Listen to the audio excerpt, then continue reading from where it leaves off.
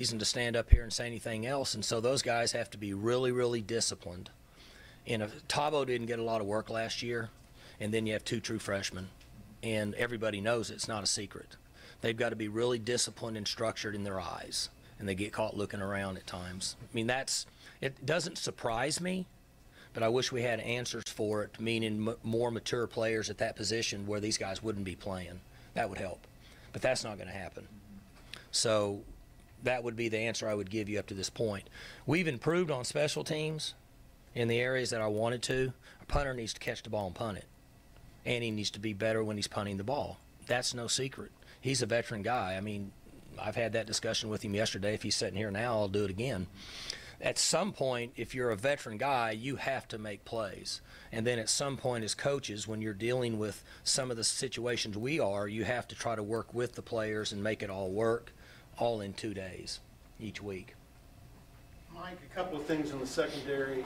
You weren't sure how well Malcolm played Rodriguez coming out of the game, but looking back at it, I mean, he may have been a little inconsistent, but he made a couple of key tackles I wasn't aware he made during the game. He should be better this week. Malcolm's playing with a lot of pain, and so he's not at a level to where he can consistently get really, really quality reps there. He had a pretty significant injury that carries an enormous may be an exaggeration, but I would say very painful part to play in a game. And he ran a little better last night, and he's a guy that I think you'll see get considerably better over the next 3 or 4 days. The other thing was, too, you mentioned the deep balls. There were some over the middle that safeties were misaligned or got out of position, but there was one in the end zone.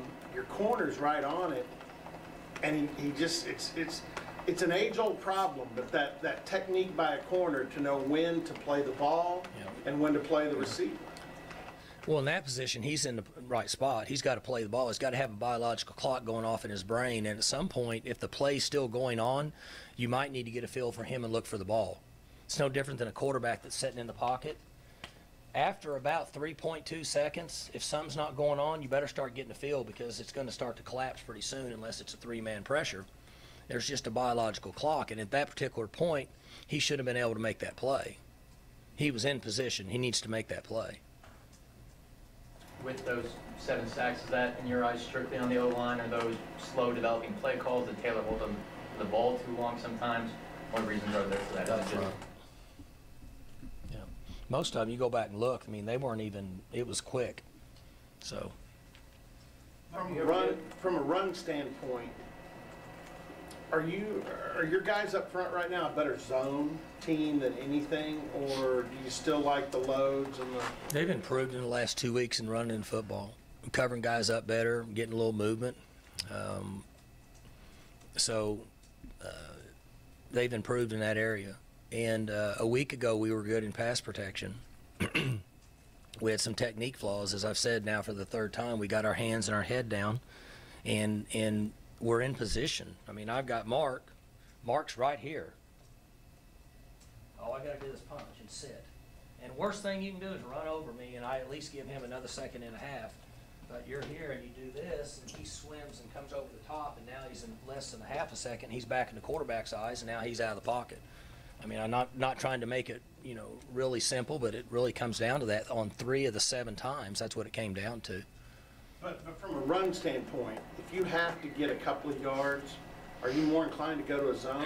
Or are you... I mean, it depends on what now you're getting into a whole other world. You have 3 down, you got 4 down, you have a tight bear defense, you got a wide. It's pretty complicated from that point moving forward.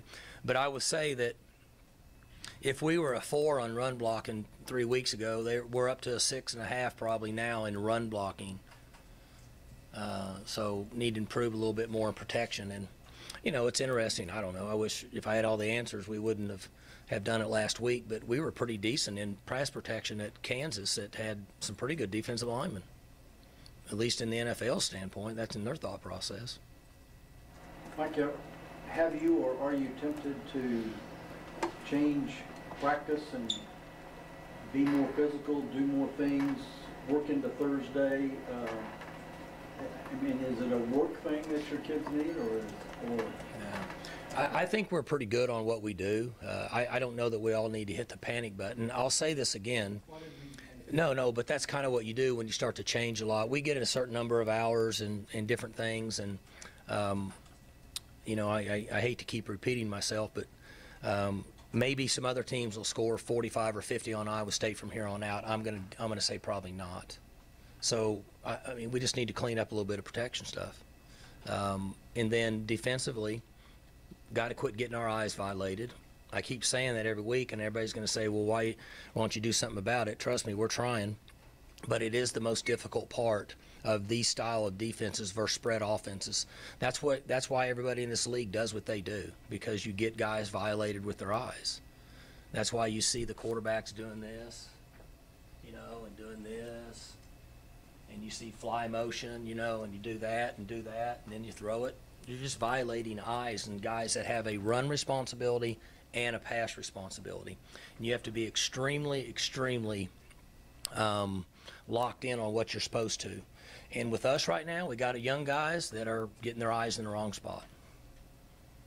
You talked last week or 2 weeks ago about how hard it is to get guys ready to play when they're redshirting because you only have a couple practices a week. How hard is it to get better at that at this point in the year? It's what I said. I wish we had a spring ball. The guys, we need some guys that need spring ball, but we don't. We knew that going in, and we're trying to do what we can. And so everybody's aware of the issues.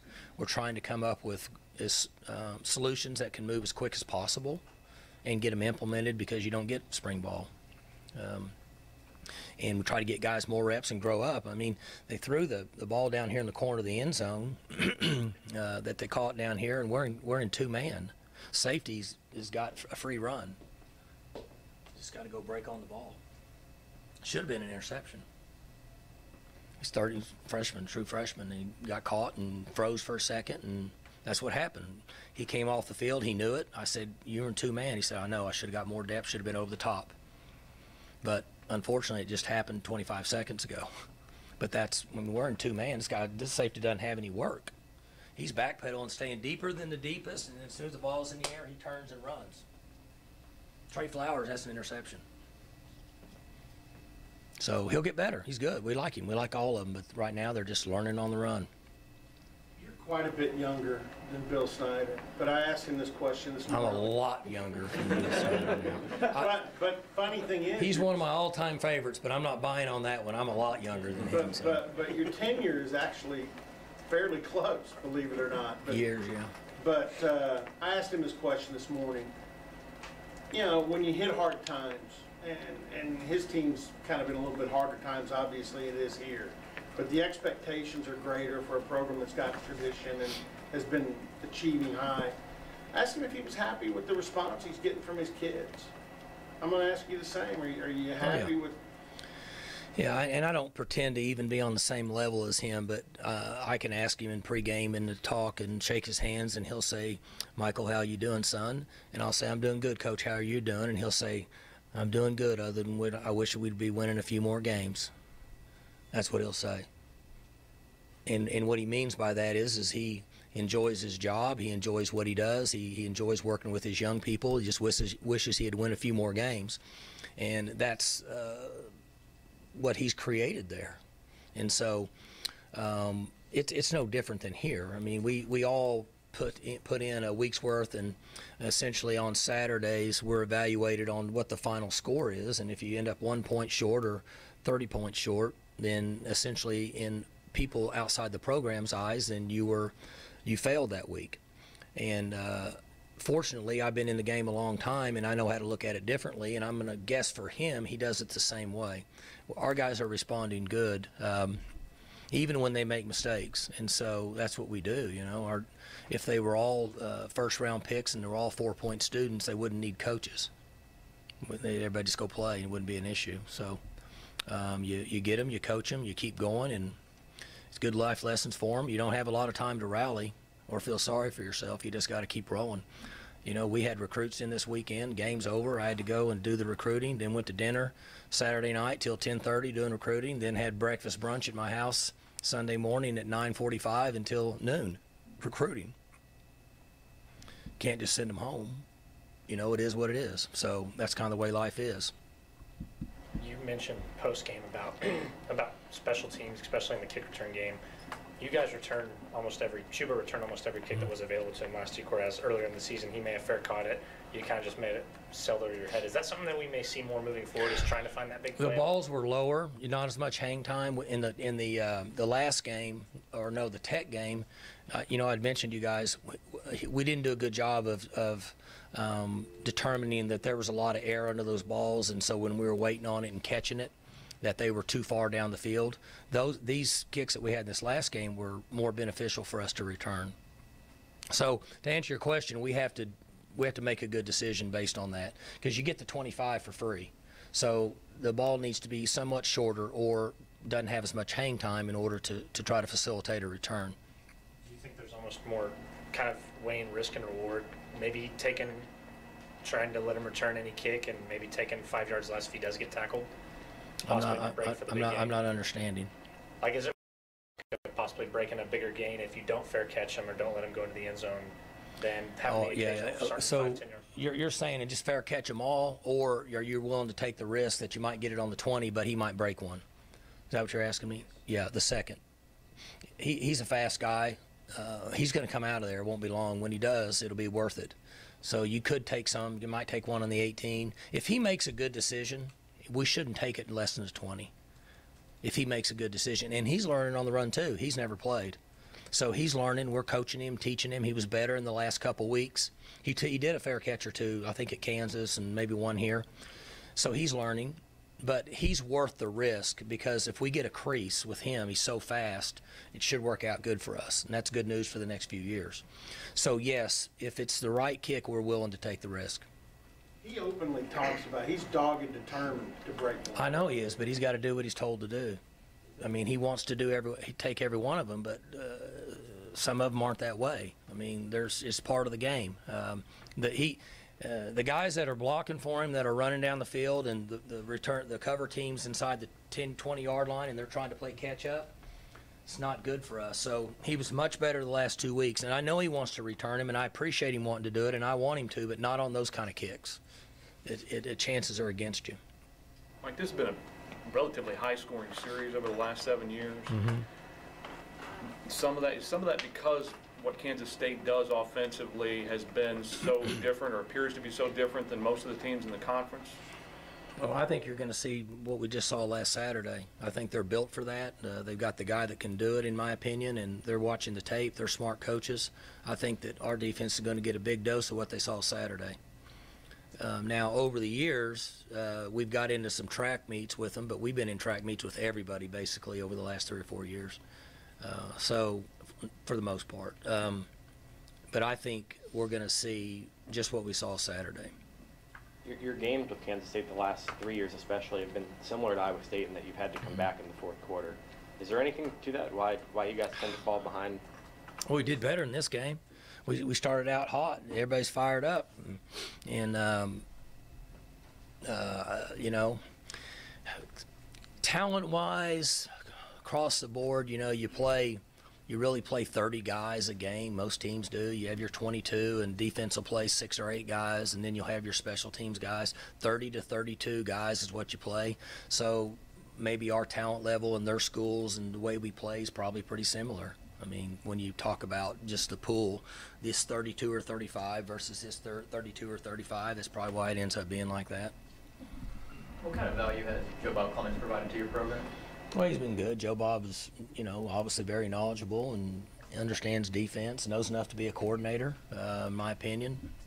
He's a good recruiter, he's a good personality, he's a loyal guy, loves OSU, and, you know, he's still got a Wildcat tattoo on his shoulder, but other than that, we can't blame him for that after the history he's had there, but he's been a loyal guy for Oklahoma State. Mike, came into this year, big question quarterback, replacing Mason. Turns out Taylor played pretty good, especially down the stretch. Is that frustrating to know that big question mark you sort of have solved, but then these other issues crop up and keeping you from having the season you want to have? Well, it's you know, it's the 3 phases again. We've been undisciplined on special teams. That's been disappointing for me. We've done better the last 2 weeks. offensively, we haven't been as good up front as what I predicted, obviously. And the quarterback's played. He's played about like I thought he would. He gets better every week. But for the outside, it was a question mark, and he's somewhat answered that. He has room for improvement, too. I mean, he made some mistakes in the game, but not really any more than Mason made in games also. And then defensively, I was hoping we wasn't going to have so much youth at that position that we're having it at. And so I'm not discouraged by it. I wish I could fix it really quick. And the thing that keeps me from being discouraged is the young men that are making the mistakes are busting their tail, and they're good kids, and they're trying hard, so I can live with it.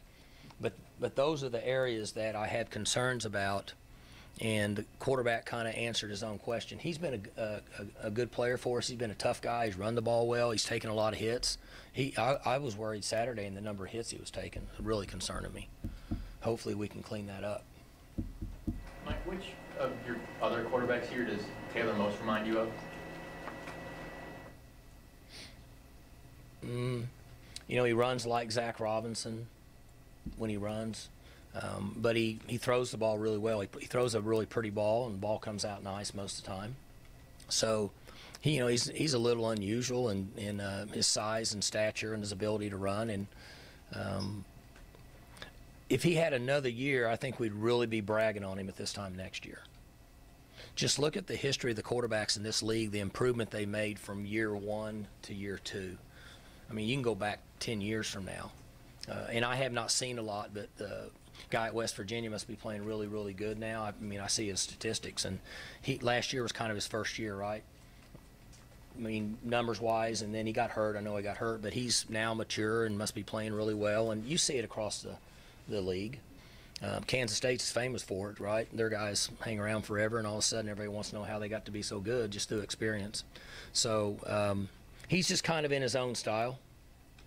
When Tylen has a drop like he did in the fourth quarter, obviously a huge moment of the game, do you feel the need to say anything to him, or do you figure his teammates and not TC him. will pick him up? I mean, he's so hard on himself. He was at dinner. He was at the recruiting dinner with me Saturday night for you have the big 5-course, 6-course meal or whatever where you don't know which fork to use, And he stayed there the entire 2 hours and was very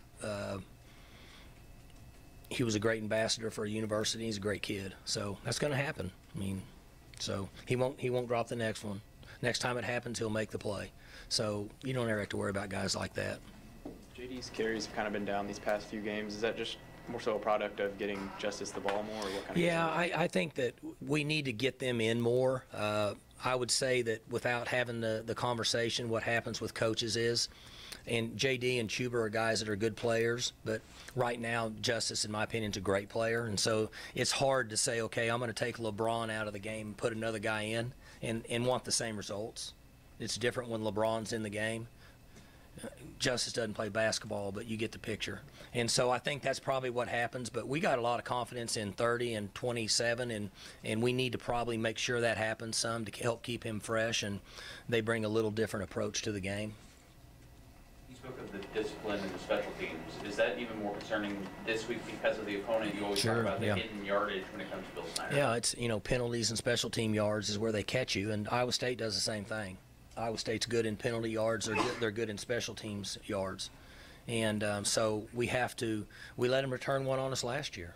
I mean, we sky kicked one, and we were in good position. We had a guy right there. So it was drawn up. He just didn't make the play. And then the kid took off. Kid could really roll. I think it was number 2 last year.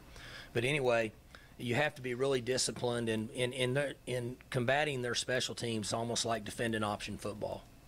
I mean, everybody better be in the right spot, and everybody needs to be playing full speed and not lagging behind, and make sure that we're covering all of our bases. Don't want to belabor it, but did you get an explanation from the guys that were guilty on the first down illegal procedures? Just get behind the chains like that. You're talking about for us? Yeah, because you wondered whether we haven't had that issue in years, and so I don't have any idea why. And it wasn't rookie players, so. I would say that explanation falls in the category of dropping a punt. I don't know what to tell you. We haven't changed anything we do. We're not changing cadences. It's the same. Our rhythms, every communication's the same. Practice the same. So I would say that if we would have won the game, nobody would be talking about it. But when you do, we would, because we'd address it. But most people out there would not talk about it. But if you lose the game, everybody starts talking about it. I hate to say that, but that's usually the way it is. I just know you're a big believer in not getting behind the chains, and that was... Disciplined football is very important, and there's been times this year we haven't been as disciplined as we need to be. It's like twos drop past. James has dropped some too. He's done it, And fortunately, over the years, we won the game, so nobody really talked about it. Or they said, hey, he did a great job coming back and getting ready, and 2 plays later he caught another one. But when you lose, people see it and get identified. That's just the nature of the beast. You certainly had your share of battles with the Stoops brothers through the years, and I know your respect for Bob especially is awfully healthy. Do you have any reaction to the news about Mike? Well, Mike's a friend, from a distance. It's a tough business. It is what it is, and I got no idea what goes on down there, but I respect him, and it's a tough time for people, and it's hard on him. I know that it'll hit him deep because I know he's a competitor. So, but this is a tough business, But I don't know what goes on down there. Cale and I don't talk about personnel. We don't talk about coaches. So even a month from now, if I asked him, he'd say, I don't know anything about that. Well, he's not telling the truth, but he's not going to talk to me about it. So I don't have any other inside information. But hate to see it for any coach, but it's part of the business. One last thing, Mike, Dana's playing Iowa State this week. As we said earlier today, he really had no idea what to prepare for. So they got 3 quarterbacks that could play because Kemp is getting healthy. You just have to, if you're playing Iowa State again, or you just got to prepare for 3 different kinds of quarterbacks? At least 2 different styles of play? He has a little bit of advantage over us because what they did to us was not on record. So not that it makes it any difference, but I'm going to guess that I just went blank on his name. Purdy? No, the D coordinator. Tony. Tony. Tony's gonna. I'll bet you Tony's gonna look at this game and say they're gonna play that quarterback. Or it would be the guy that's been hurt, right? Yeah, probably. So I mean, if y'all are, let's just build a scenario here. Y'all are coaching them, because the coach at Iowa State's a good coach, smart guy. You would be willing to play the guy that just played here, unless the other guy comes back and you think he gives you that much more. So I'm sure Tony is probably feeling the same way. The dude that's out, Nolan, though, he played great against you last year. He played good against OU earlier this year. I know. Looks like. And there's some truth to that. I'm just saying, if somebody asked me, I would be willing to bet that's probably what Tony's what he would think. And Daniel, tell him what Daniel will say. Well, you know what I'm saying. Here's a big what if, okay? I know you're not real crazy about it, but at any point during that game Saturday where you're watching them throw a freshman out there that's a dual threat guy, and you got a freshman over on your sideline, not that you think about putting him in, but do you think, I wonder if our guy's going to go out and crank like that right out, when he first gets his opportunity. Because Spencer Sanders seems to be a pretty together guy, but did that ever cross your mind? No. I mean, honestly, I had so much going on with all the other stuff that we had, issues we were trying to fix, that didn't cross my mind. But he's practicing good. He's doing well. I'm not a big fan of playing freshman quarterbacks because I think they're prone to injury, and that scares me. Maybe I'm a little soft in that area, but I think when you're young and you get out there and you play in this conference long enough, there's a good chance you're going to get hurt. Maybe not, but so hopefully we can continue on. Like I said, I was worried about Corndog in this game with all the hits he was taking and jumping on him from behind and things like that. Made me a little nervous just watching him, and he's a full-grown man, 230 pounds. So a little concerning at times, but hopefully we'll be better. We're working on it, that's for sure. There's not a practice that goes by and a meeting that goes by I know this much. Everything that is being coached, that's my job, is to make sure it's being coached and address issues. I think sometimes coaches forget to address the issues we just had before we go to the next game. So it's important for us to address the issues and mistakes we had, fix those first if possible, work toward that before you even get to the next one. Kansas State's going to look and say, this is what they can't do. Let's see if they figure that out first before we get to the next part of the game plan, would be my guess. Would you say that barring any injury or barring any injury or anything, the ultimate plan would be to probably redshirt Spencer this year? Would that be kind of the goal? Right now, I would say yes. There you go. Good. All right.